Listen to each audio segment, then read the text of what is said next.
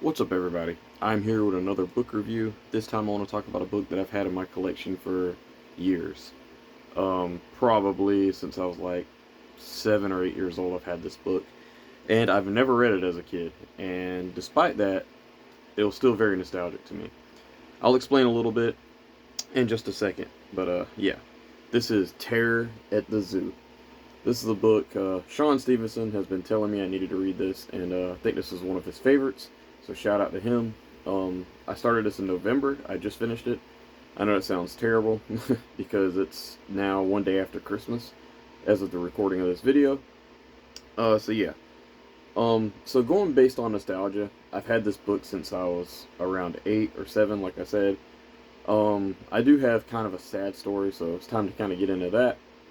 I remember when I was a kid, I was looking for Goosebumps books, and I would get to this thing, and I do this now too, where if I didn't find a Goosebumps book, I would have to come home with something, and this is one of those things. I don't do that much anymore because I'm limited on room, but I found this in a bin at Goodwill, picked it up, it looked pretty interesting, so I picked it up, and I remember getting home and never touching this book again for like a long time. And one day I picked it up and I tried to read it, and I remember reading like the first couple of pages in the very beginning of this book, and it just never really grabbed me.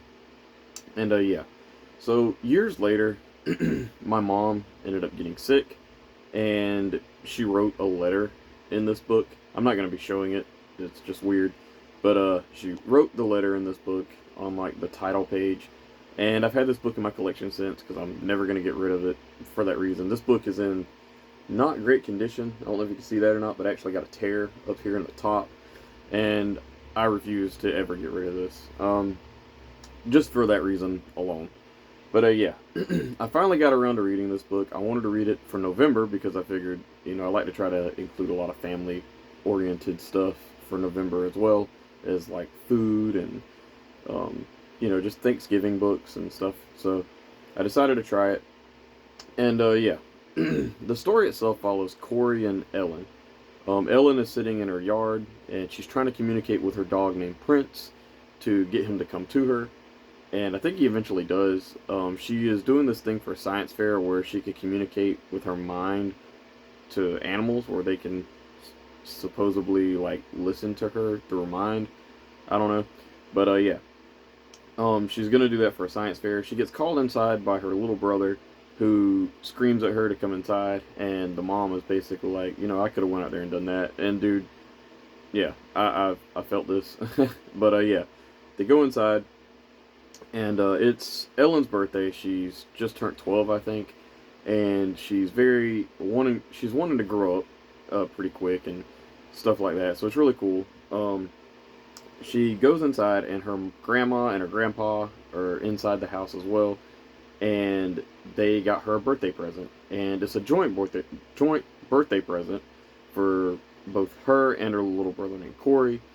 And the birthday present is a overnight camping trip at the zoo. It's like a certificate. So they decide to go. And I think initially the grandma and grandpa are going to go with them and stay at this overnight with them, but the grandma ends up breaking her leg before the camp out happens, and so the parents are going to bring them.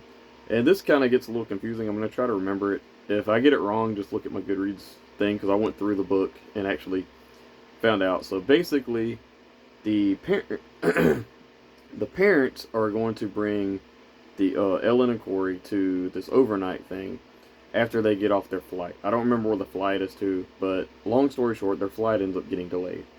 Um, they are supposed to go meet this lady named Miss Carruthers. She is like the representative for this zoo, and yeah, basically, long story short, their parents' plane gets delayed. The grandma and grandpa end up staying in the hospital because the grandma hurts her leg and she has to stay overnight or something. And meanwhile, they get in a cab to leave. They leave a note, and they figure, well, when they get off the plane, they'll just meet them at the zoo. So they go to the zoo, and they get a ride with this cab driver. They get dropped off. They meet Miss Carruthers or whatever, and she's got her own things going on. Like her daughter, I think, is having a baby, and she has to be with them. So she just wants to make sure that they get to their parents. And Corey said, "There's my parents." He points out a vehicle that looks like their parents. It's not them, but Carruthers leaves prematurely, and they're at the zoo by themselves.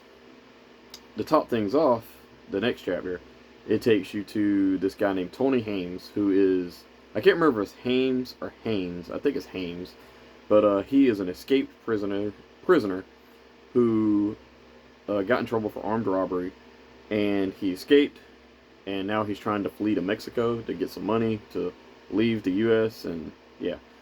So he is trying to find a place for shelter, and he ends up sneaking off on this tour bus thing, and they end up at the zoo. So long story short, Corey, Ellen, and this crazy zookeeper man, or crazy escaped convict, is in the zoo with them, and the prisoner ends up escaping, attacking this security guard, stealing clothes, whatever. And when he steals the clothes before he gets to the zoo, but that's not really important. But yeah, so he's dressed in like overalls and stuff. That's kind of funny. But anyway, he sneaks off, and when the zoo closes, the kids are still worried. Their parents haven't gotten there yet, and the convict finds this rare monkey. I think it's a monkey, or yeah, he ends up finding this monkey, and he wants to steal him for ransom. And that's going to be his money to get to Mexico. So yeah, that's basically our plot, and it's basically a cat and mouse game between Corey and Ellen and this convict guy, and it's really good. It is slow at the beginning of this book, and it does get a little confusing with who is going, what their plan is to. I don't think I would have forgot the kids, but like I could see maybe how they could have. It kind of reminded me of like Home Alone almost, except just at the zoo. And yeah, and that's basically what this book is. Now talking about Corey, Corey was a very fun character. I liked him. He had this imagination aspect to him where he would say things like, when his parents don't show up, he would be like, "Well, what if terrorists attack the plane and all that," and different things like that. I'm not sure exactly when this book was published, but you know, so he starts talking about that. He starts talking about like elephants dancing or giraffes dancing and stuff. He just has a very active imagination, which was very fun to read. There's a scene towards the end of this book that I have to point out where the Tony guy captures him, and he says something along the lines of, "You can't get me," or something, because like I have a grandpa that's in the hospital and he has so and so things wrong with him, and he mentions a disease by name. I won't say it here, and it really threw me off. I was like, "Oh, okay," and yeah, so that's basically what happens there. The ending also I got to point out. Well, before I get there, I do want to mention Ellen. Ellen was a very fun protagonist too. She was she felt like she should protect her brother and be like this leading person. They do a few things that are kind of, you know, not great, but they thought about it, and she ends up when she leaves, she takes her barrettes out of her hair and drops them, and Corey throws peanuts on the floor. So they're like pretty smart for kids. To, in case something happens, they'll be able to be found.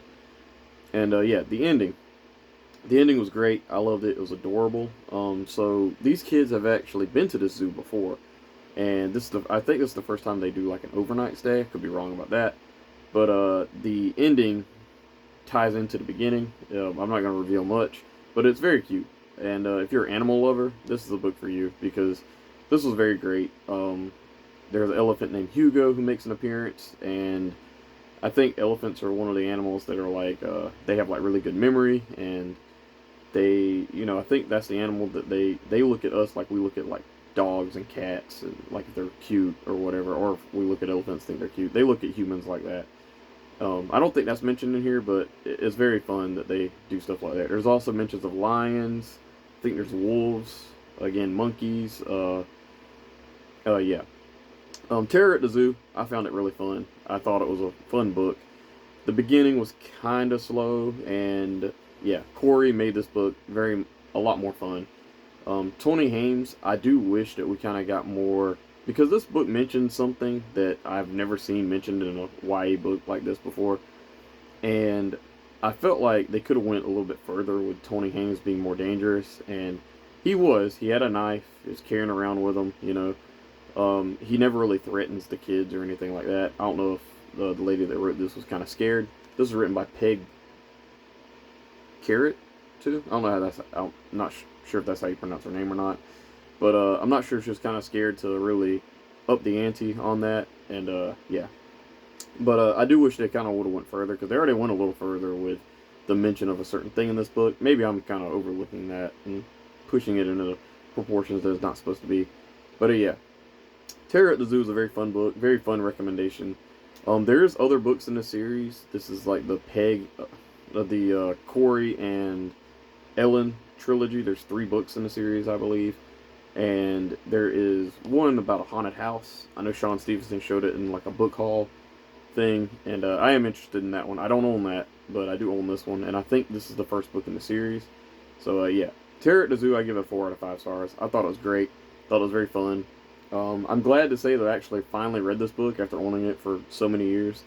And yeah, I think that's it for me, guys. Please let me know in the comments below. What did you think about Terror at the Zoo? Is it one of your favorites? One of your least favorites? Yeah, I think that's it for me, guys. Thank you. Bye-bye.